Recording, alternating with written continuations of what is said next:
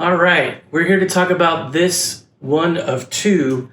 I'm calling these OG Starfall hilts. These kind of predate any nomenclature that Nick would have used in recent history, i.e.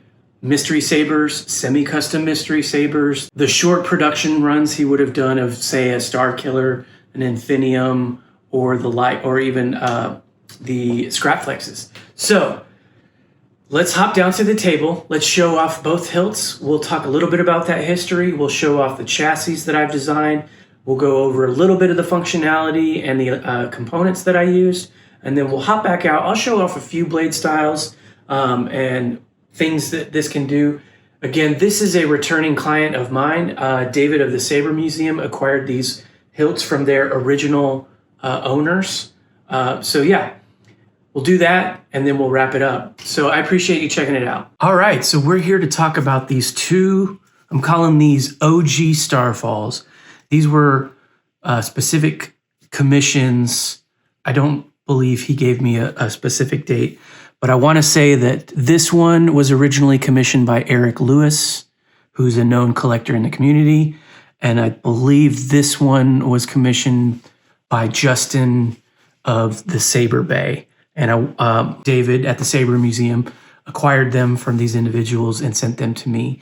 Now, the controls and all that stuff are going to be mostly the same, so I'll go over those in a bit here. But I do want to talk about these sabers kind of just as a pair and up close because I did work on these in tandem. So the top one is a mishmash of, this is a grip section that Dale Sniderhan at Shadowcrest Design etched in collaboration with Nick. I don't know how many times they've done that. I know that there's been at least a few. So this would have been one of the early works. So here's Dale's etch with the Sith logo and the Jedi logo. So this didn't come with any kind of install prep that Nick normally can provide now. So I did have to drill these switch holes and then drill and tap this hole. I believe this was tapped.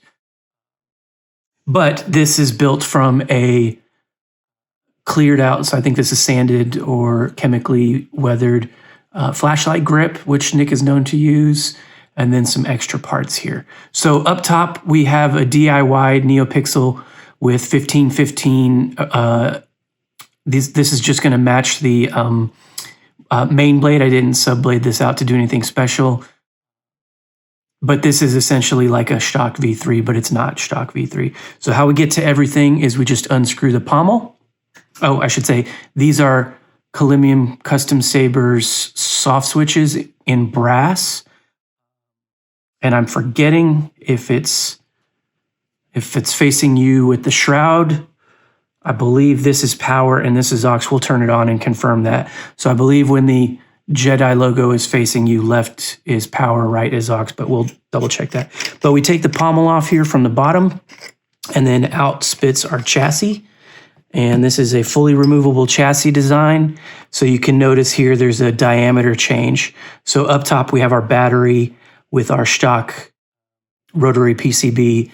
I inverted and angled the Proffie at an angle so that I can also get my 28mm KR bass speaker to be recessed.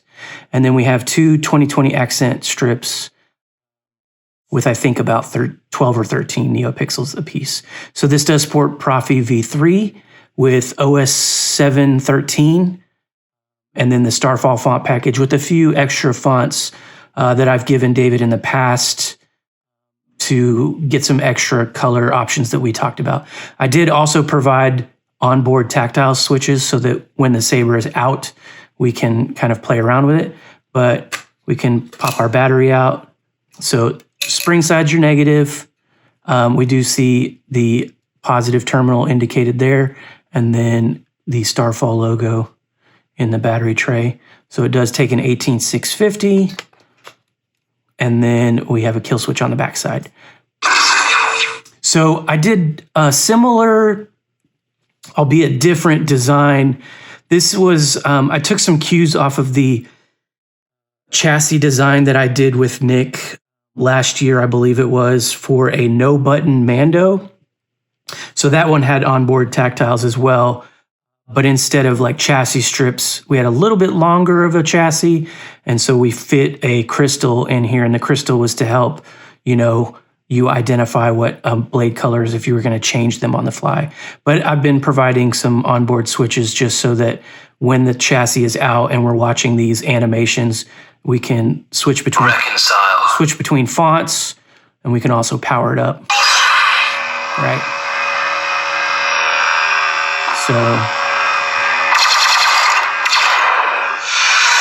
So each of the accents will do something different, and then it will change animations in the on and off state. But these are two parallel.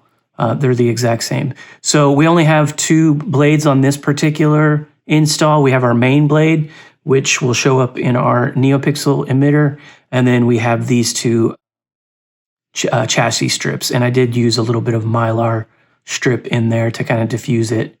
But we did sort of a greeblie design, like I said, similar to the chassis design I did for the no-button Mando, but a little bit different arrangement, but very similar because, it had a similar 2 diameter thing going on there.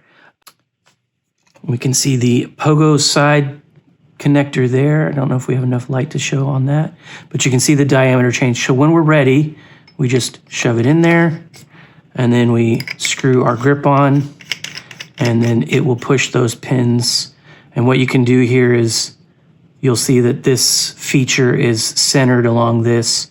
I did that so that when this is hanging on your belt clip, your switches are perpendicular, so that if it's riding on your hip, you're not going to get false, or you're not going to accidentally do anything. So so let's test it out. I believe this was power. Nope. Okay. So it's when the Sith logo is facing you, left is power, and right is aux. So we've got our Neopixels lighting up like they should. Again, those are just going to react. It's just going to be a duplication of the main blade. So I will exercise some caution. I'm not going to be providing this. This is an Allen key that you likely have, but these are the same size. So this secures the rotary connector and switch holder and emitter housing. So do not mess with this set screw. This is your blade set screw up top. So I've got a little this takes a 1-inch diameter Neopixel blade. I got a little mini dagger blade here just for demo purposes. So then we cinch that down. We don't have to do too much, just make sure it's on the pogo pins. And then, like I said, left power, right aux. So you can either hold it like this, shroud facing out, or if you like to do stuff with your trigger finger, it's up to you. So there we go. So again, this has the Starfall font package plus a few additional fonts for the extra colors that David has asked and requested. David, I think we talked about this in the past, but I will change it after I talk to you.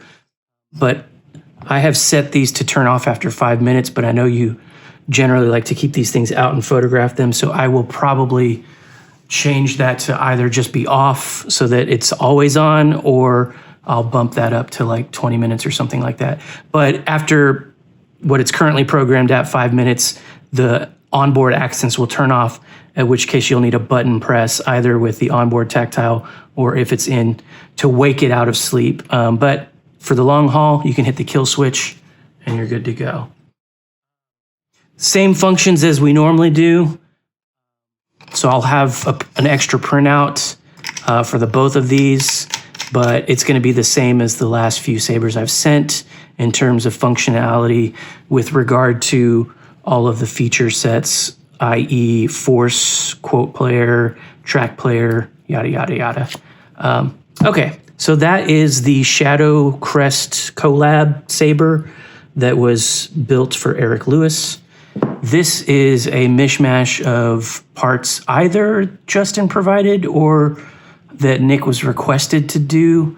I don't know if this Etched this hand. I don't know if this has any significance or if it's a design, but I did put in printed micro tactile holder in each of these pieces.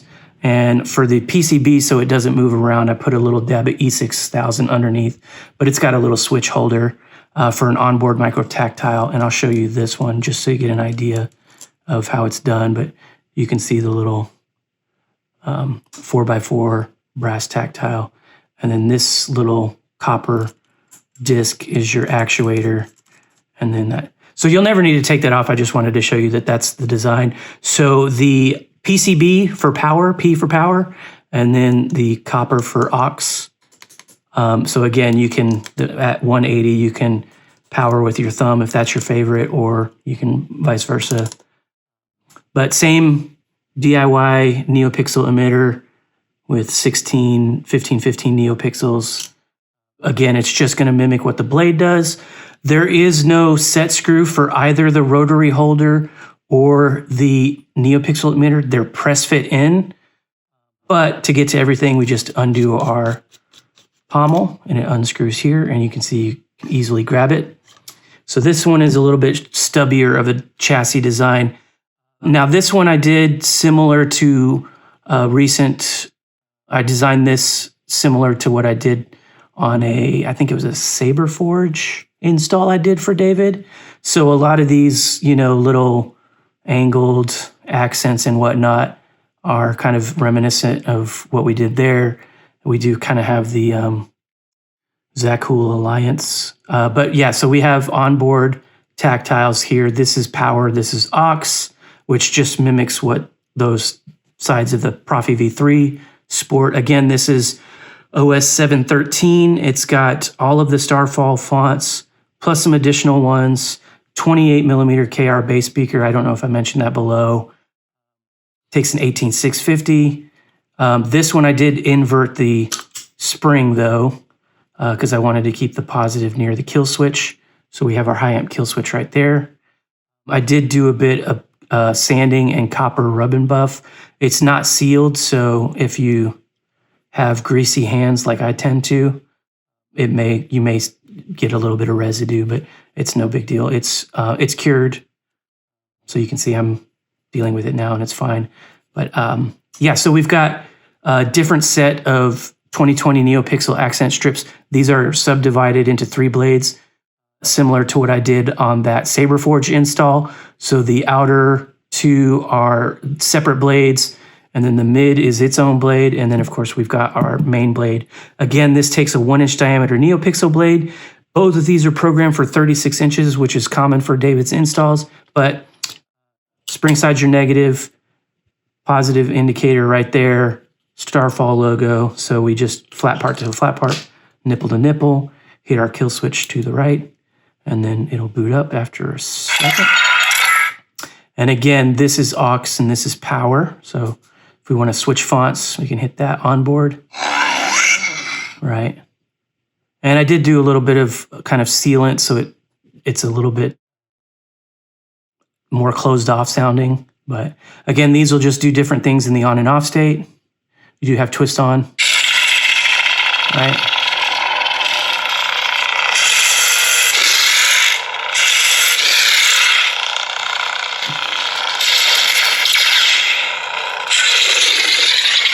So when we're ready, make sure it goes down in there, makes contact with those pogo pins, and then you can see that there's a little lip on the inside of this, and that helps push the edge of the speaker and the whole part of the chassis up against those pogo pins when it's fully engaged.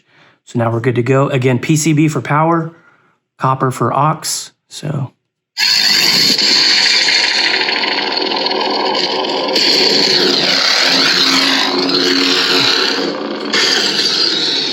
both of these sound really good because of these 28mm speakers are very close to the end.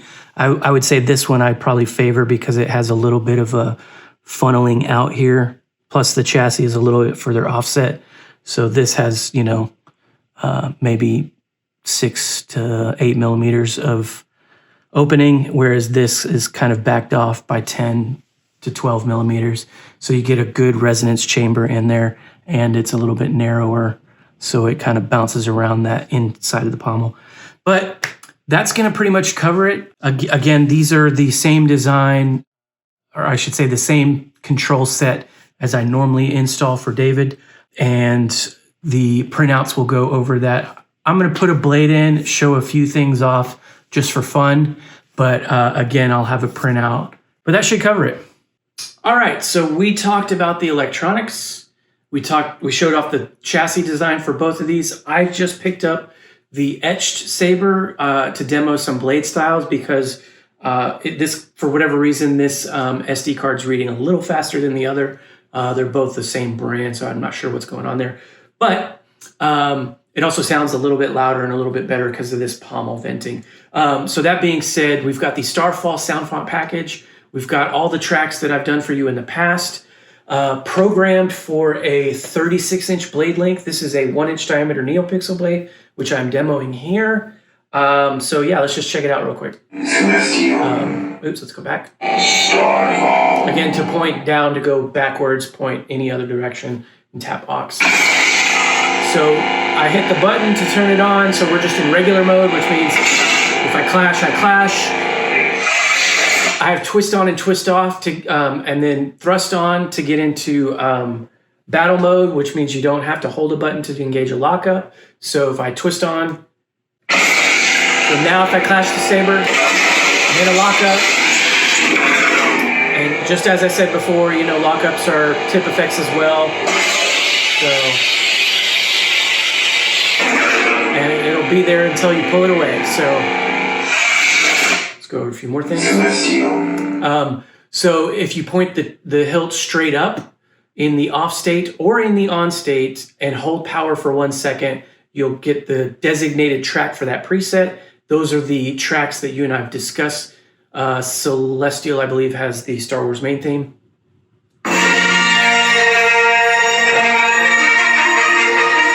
Hold it again to turn it off. If you're in any other position when the blade is off, you will do the track player mode, and I've loaded up all the tracks we've talked about, plus a whole lot more, so you can have fun with it. I'll let you discover what those are, but again, any other position than up when the saber is off, you'll hear a chime.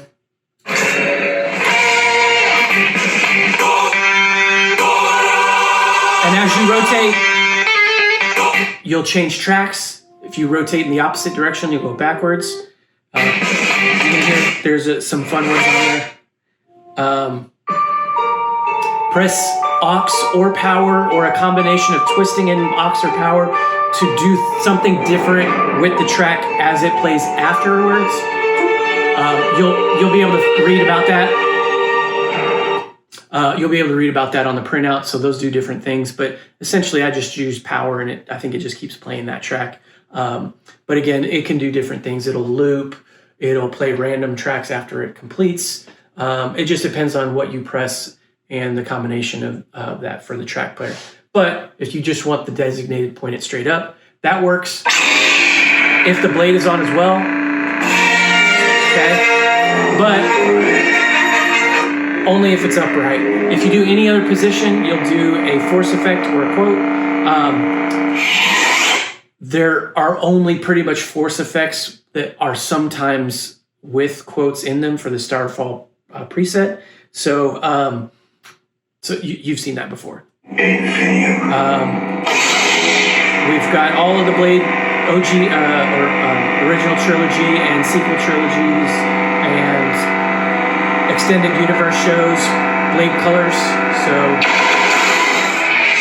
Hero's Journey. So there's our force effect. If I held it for a second. Ruin that has the Prion. Very quick. Only happens if you press a button. Reconcile. Yeah. Yellow.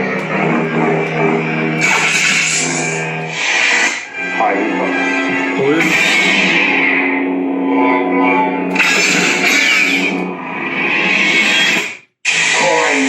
Corn horn that has the color change direct. Hold aux, tap power to get the color change. Okay.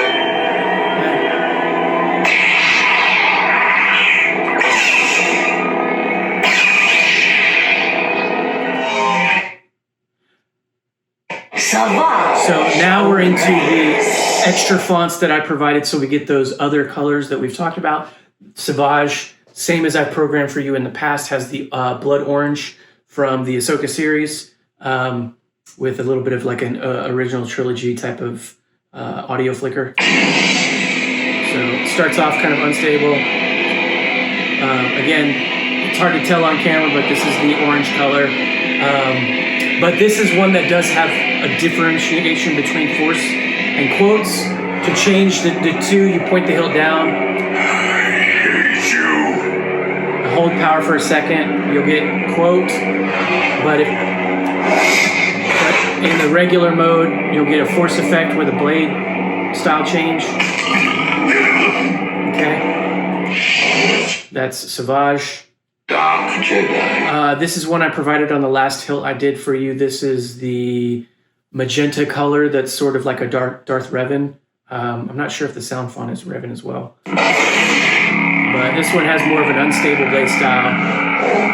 But it's, pinkish magenta. And then there's a couple extra fonts programmed that are Proffie fonts. Liquid static. Just for fun. I don't know if I've provided on past ones, but they're cool sound fonts. I like them. Some other fonts on the card that are similar to installs I've done in the past, but they're not programmed. So if you did want to access them, you would have to use the edit mode. I've provided the Proffie voice pack from Brian Connor. This is Admiral Yularen, the narrator from Clone Wars. So if we're not going to get into edit mode, but let's say we do battery level indicator or volume change, we'll hear his voice. That is, battery level is hold aux tap power when the blade's off. Battery level 64%. And then the vice versa, hold power tap aux. You'll enter volume menu. Enter volume menu. And then as you rotate, Maximum volume. one way you'll go up, the other way you'll go down with the clicks. Maximum volume menu end. Press power to accept or aux to get out of there. And that's the only time you'll hear them unless you get into edit mode. But again, you can use edit mode to change fonts if you want and check out what's on the card. But I'm not going to cover that here. So that's the Starfall OG blades. Let me know if you have any questions. Thank you for watching and have fun. May the Force be with you.